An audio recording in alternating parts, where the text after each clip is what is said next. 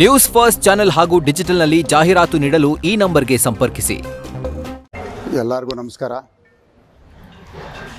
ಏನು ಲೋಕಸಭಾ ಚುನಾವಣೆ ಆದಮೇಲೆ ಡಾಕ್ಟರ್ ಮಂಜುನಾಥ್ ಅವರು ಗೆದ್ದ ಮೇಲೆ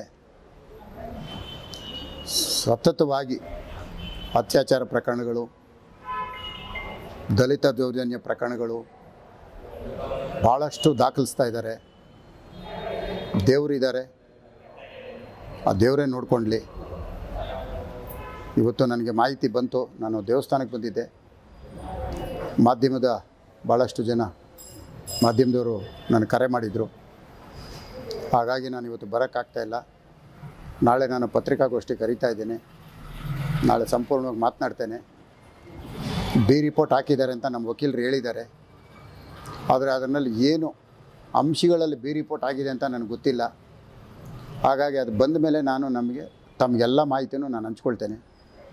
ಒಂದಂತೂ ಹೇಳ್ತೇನೆ, ಯಾರೇ ಆಗಲಿ ಕಂಡವ್ರ ಮನೆ ಹೆಣ್ಮಕ್ಳನ್ನ ಕರ್ಕೊಂಬಂದು ಈ ಥರ ಸುಳ್ಳು ಕಂಪ್ಲೇಂಟ್ ಕೊಡೋದು ಬಿಡಿಸ್ಬೇಕು. ಇಲ್ಲೇನು ಯಾರೂ ಶಾಶ್ವತ ಅಲ್ಲ. ಇಷ್ಟು ವರ್ಷ ಮುನಿರತ್ನ ಒಳ್ಳೆಯವನಾಗಿದ್ದ. ಡಾಕ್ಟರ್ ಮಂಜುನಾಥ್ ಗೆದ್ದ ಮೇಲೆ, ಡಿ ಕೆ ಸುರೇಶ್ ಸೋತ ಮೇಲೆ, 2 ಬಾರಿ ನನ್ನ ಮೇಲೆ ಸೋತಂಥ ಕುಸುಮ ಇಷ್ಟಾದ ಮೇಲೆ ನನ್ನ ಮೇಲೆ ಎಲ್ಲ ಪ್ರಕರಣಗಳು ದಾಖಲಾಗ್ತಾ ಇರೋದು. ನನ್ನ ಪೋಸ್ಟ್ರಿಗೆ ಕಾಮುಕ ಅಂತ ಬರೆಯೋದು, ಫ್ಲೆಕ್ಸ್ಗಳ ಮೇಲೆ ಅತ್ಯಾಚಾರಿ ಅಂತ ಬರೆಯೋದು, 1-2 ಮಾಡ್ತಾ ಇರೋದು. ರಸ್ತೆಗಳಲ್ಲಿ ಕಲ್ಲೆತ್ಕೊಂಡು ಹೊಡೆಯೋದು, ಮೊಟ್ಟೆಯಲ್ಲಿ ಹೊಡೆಯೋದು, ತುಂಬ ಹಿಂಸೆ. ಇದಕ್ಕೆಲ್ಲ ದೇವರಿದ್ದಾರೆ, ದೇವರೇ ನೋಡ್ಕೊಳ್ತಾರೆ. ಎಲ್ಲ ತಾಯಿಗೆ, ಆ ಮುತ್ಯಾಲಮ್ಮನಿಗೆ ನಾನು ಒಪ್ಪಿಸಿದ್ದೇನೆ. ಕಂಡೋರ್ ಮನೆ ಹೆಣ್ಮಕ್ಳ ಜೀವನ ಹಾಳು ಮಾಡಬೇಡ್ರಿ ನಿಮ್ಮ ಸ್ವಾರ್ಥಕ್ಕೆ, ರೇಪ್ ಕೇಸ್ಗೆ ಅಂತ ಮತ್ತೊಮ್ಮೆ ನಾನು ಕಿವಿ ಮಾತು ಹೇಳ್ತೀನಿ. ನಾಳೆ ಸಂಪೂರ್ಣವಾಗಿ ಎಲ್ಲರ ಜೊತೆ ಮಾತಾಡ್ತೇನೆ.